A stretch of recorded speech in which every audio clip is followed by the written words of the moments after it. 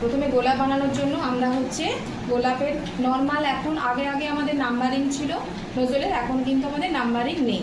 আমরা কি করতে পারি, বলতে পারি দোকানে গিয়ে আমরা রোজ নোজল আমাদেরকে একটা দিই।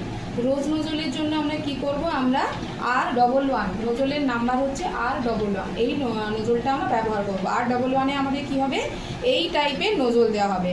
এর নিচের দিকটা সরু, ওপর দিকটা মোটা, ওভাল শেপের মতো। আচ্ছা, এবার আমরা যখন গোলাপটা বানাবো, ধরো আমরা বাড়িতে প্র্যাকটিস করছি হোয়াইট ক্রিম দিয়েই করতে পারি। কাস্টমার যদি আমাদেরকে অর্ডার দেয়, তার গোলাপের যে কালার থাকবে সেই কালার আমরা ব্যবহার করব। আচ্ছা, এখানে ক্লাসে আমি দেখাচ্ছি অরেঞ্জ কালারের। এবার আমরা কি করব, বড় নোজল, এই বড় যে ফাঁকটা আছে এটা আমরা এই দিকে রাখবো, ছোটোটা এই দিকে রাখবো, রেখে আমরা এইরকম ট্যাপ ট্যাপ করে নেব। ঠিক আছে, আবারও দেখো, বড়টা হচ্ছে নিচের দিকে থাকবে বড় ফাঁকাটা, আর ওপরের দিকে থাকবে আমাদের ছোট ফাঁকাটা, দিয়ে আমরা একটা এরকম কুঁড়ি দেওয়ার চেষ্টা করবো হালকা করে। আর সবসময় ক্রিমটা যে আমাদের ফ্রেশ ক্রিমটা যখন বানাচ্ছি, টাইট যখন হচ্ছে, আমরা সেই ক্রিমটাতেই করে নেব। দু একটা গোলাপ বানিয়ে নেব, নিয়ে আমরা কি করব, তোমার স্পেসার দিয়ে আমরা তুলে নেব।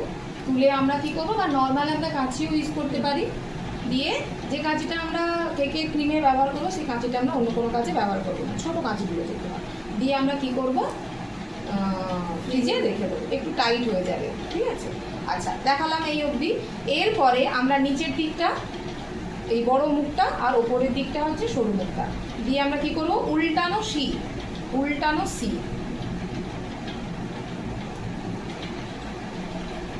মুছে নেব।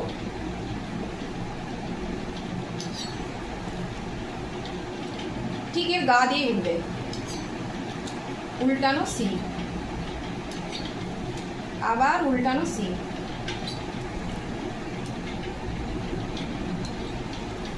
হাতটা জাস্ট যখন আমরা হাতটা এইরকম করব, তখন পাপড়িগুলো খেলে যাবে।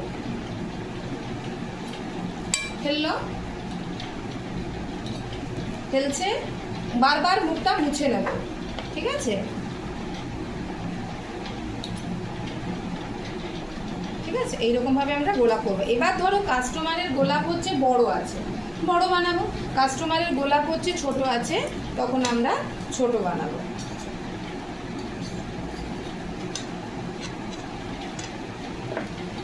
এই হচ্ছে আমাদের গোলাপ। আরেকটা দেখাচ্ছি ছোট্ট, এই যেমন আমার এখানে এই নজলটা আছে, এই নজলটা দিয়ে করলে আমার নর্মালি ছোট হবে।